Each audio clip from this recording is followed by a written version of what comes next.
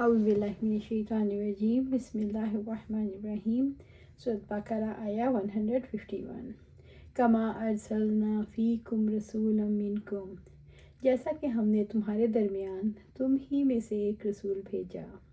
رب العزت نے واضح فرمایا کہ کعبہ کو قبلہ بنا کر جو احسان تم پر کیا ہے کوئی پہلی نعمت نہیں۔ ان میں سب سے بڑی نعمت یہ ہے کہ ہم نے تمہارے درمیان تم ہی میں سے ایک رسول بھیجا ہے جو تمہارے لیے عزت اور شرف کا باعث ہے۔ رسولا منکم، تم ہی میں سے ایک رسول۔ یہاں رسول سے مراد محمد صلی اللہ علیہ وآلہ وسلم ہے، یعنی وہ تمہیں اللہ تعالیٰ کی آیات تلاوت کر کے سنائے، اللہ تعالیٰ کی کتاب کی تعلیم دے، حکمت کی تعلیم دے، انسانوں کے نفوس کو پاک کرے، انسانوں کو وہ کچھ سکھا دے جو اس سے پہلے وہ نہیں جانتے تھے۔ یتلو علیکم آیاتنا، جو تم پر ہماری آیات تلاوت کرتا ہے۔ اس سے مراد قرآن مجید ہے۔ آیات کی تلاوت سے مراد آپ صلی اللہ علیہ وسلم قرآن مجید کو آپ پر پڑھتے ہیں۔ وہ یزکیکم، اور تمہیں پاک کرتا ہے۔ اس سے مراد وہ تمہیں شرک سے، گناہوں سے، برے اخلاق اور جاہلیت کی رسموں سے پاک کرتے ہیں۔ وَيُعَلِّمُكُمُ الْكِتَابَ وَالْحِکْمَةَ، اور وہ تمہیں کتاب اور حکمت کی تعلیم دیتے ہیں اور اندھیروں سے نکال کر روشنی میں لاتے ہیں۔ کتاب سے مراد قرآن مجید ہے اور حکمت سے مراد آپ صلی اللہ علیہ وسلم کی سنت ہے۔ وَيُعَلِّمُكُم مَّا لَمْ تَكُونُوا تَعْلَمُونَ، اور وہ تمہیں جو کچھ سکھاتا ہے جو تم نہیں جانتے تھے۔ اس سے مراد انسان اللہ تعالیٰ کی ہدایت کو، غیب کی خبروں کو، انبیاء کے حالات اور واقعات کو، دین کے احکامات اور دنیا کے معاملات کو نہیں جانتے تھے۔ آپ صلی اللہ علیہ وسلم نے ان کے بارے میں تعلیم دی۔ بعثت محمدی صلی اللہ علیہ وسلم سے پہلے اہل عرب گمراہی میں مبتلا تھے۔ آیہ 152 سورۃ بقرہ۔ فَاذْكُرُونِی، تم مجھے یاد رکھو، حکم دیا ہے اور اس پر ایسے اجر کا وعدہ کیا ہے جس کا انسان تصور نہیں کر سکتا، جو بہترین اجر ہے، اور یہ ہے اذکرکم، میں تمہیں یاد رکھوں گا۔ ذکر سے مراد ہر وقت اللہ کو یاد کرنا ہے، یعنی اس کی حمد، تسبیح، تحلیل اور تکبیر بلند کرو۔ موسیٰ اشعری رضی اللہ تعالیٰ عنہ بیان فرماتے ہیں، میں آپ صلی اللہ علیہ وسلم کے پیچھے چل رہا تھا اور دل میں لا حول ولا قوۃ الا باللہ پڑھ رہا تھا۔ آپ صلی اللہ علیہ وسلم نے فرمایا، کیا میں تمہیں جنت کے خزانوں میں سے خزانہ نہ بتاؤں؟ میں نے عرض کیا، ضرور بتائیں۔ تو آپ صلی اللہ علیہ وسلم نے فرمایا، لا حول ولا قوۃ الا باللہ ہے۔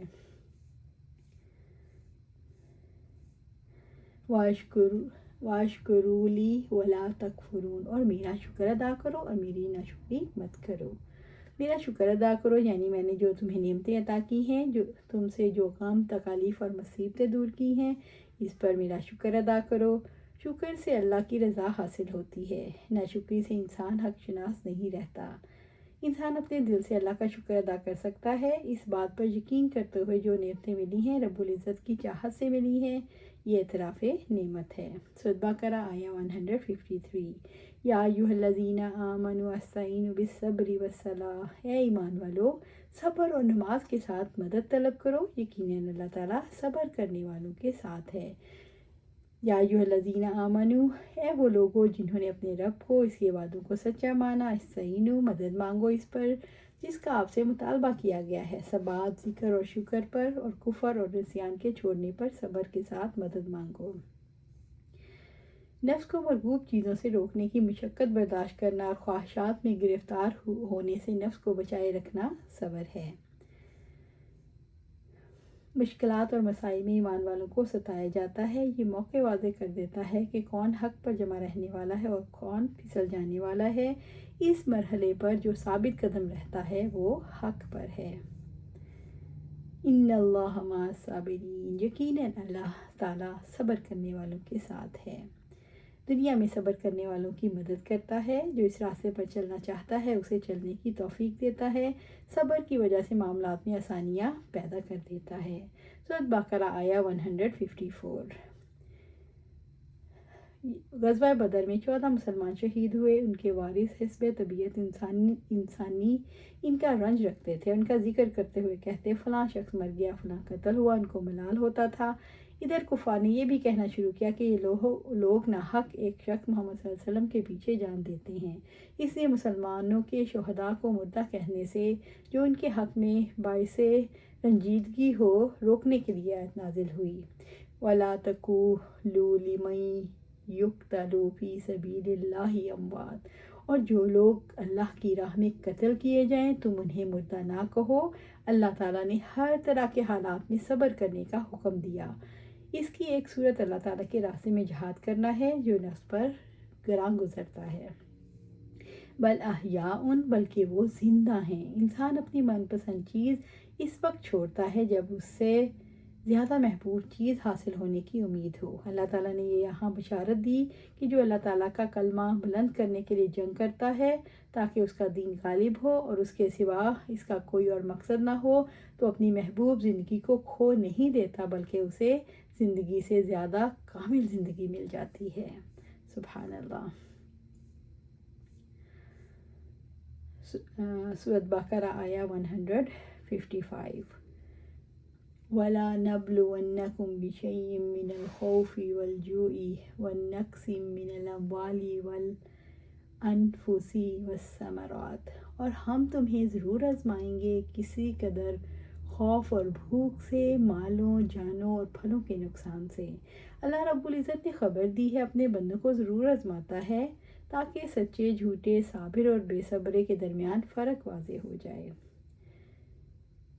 وَلَنَبْلُوَنَّكُمْ، اور ہم تمہیں ضرور آزمائیں گے، بِشَيْءٍ کسی نہ کسی چیز سے، مِنَ الْخَوْفِ سے خوف سے، وَجُوعِ اور بھوک سے، وَنَقْصِ مِنَ الْأَمْوَالِ اور مالوں کے نقصان سے، وَنَقْصِ مِنَ الْأَمْوَالِ وَأَنفُسِ مالوں اور جانوں کے نقصان سے، وَالثَّمَرَاتِ اور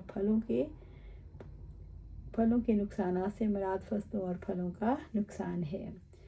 دنیا کی مشکلات آزمائش میں کیوں مبتلا کیا جاتا ہے؟ دنیا کی زندگی میں اللہ تعالیٰ نے ایسے حالات رکھے ہیں کہ انسان راستے میں رکاوٹیں آئیں تاکہ پتہ چل جائے کون اپنے ایمان میں سنجیدہ ہے اور کون سنجیدہ نہیں۔ آزمائشوں سے یہ ظاہر ہوتا ہے کون سچا ہے اور کون جھوٹا ہے۔ آزمائشیں اس لیے بھی آتی ہیں تاکہ جانچا جائے کون قضاء پر صبر کرتا ہے اور کون نہیں۔ آزمائش کے بعد انسان کا نفس پاک اور صاف ہو جاتا ہے۔ آزمائش میں انسان کیا کرے؟ انسان فتنوں کو پہچانے، استغفار کرے، اللہ سے مدد مانگے، صبر کرے، اللہ کا ذکر اور دعا کرے، فتنوں سے اپنے آپ کو بچائے، اللہ تعالیٰ کی طرف لوٹ کر جانے کو یاد رکھے، اللہ تعالیٰ کی طرف دل سے توجہ کرے، اسے یاد رکھے، اس کا شکر ادا کرے اور اس کا ہو کر رہے۔ وَبَشِّرِ الصَّابِرِينَ، اور صبر کرنے والوں کو خوشخبری دے دو۔ رسول اللہ صلی اللہ علیہ وسلم کو حکم دیا جا رہا ہے ہر اس شخص کو بشارت دینے کی قدرت رکھتا ہو۔ صبر کرنے والوں کے لیے اچھے انجام کی خوشخبری ہے۔ صبر کرنے والوں کو بے حساب اجر دیا جائے گا۔ صبر اللہ تعالیٰ کی معیت کا ذریعہ ہے۔ رب العزت نے فرمایا اے ایمان والو، صبر اور نماز کے ساتھ مدد طلب کرو، یقیناً اللہ تعالیٰ صبر کرنے والوں کے ساتھ ہے۔ صبر اور یقین اللہ تعالیٰ کی مدد کے حصول کا ذریعہ ہے۔ سبحان اللہ، صبر دنیا میں عزت اور شرف کا ذریعہ ہے۔ اللہ سبحانہ تعالیٰ سے دعا ہے ہمیں قرآن و سنت پر عمل کرنے کی توفیق دے، اس پر جما دے اور جنت الفردوس کے اعلیٰ مقام پر اپنے پاس گھر عطا فرمائے۔ آمین۔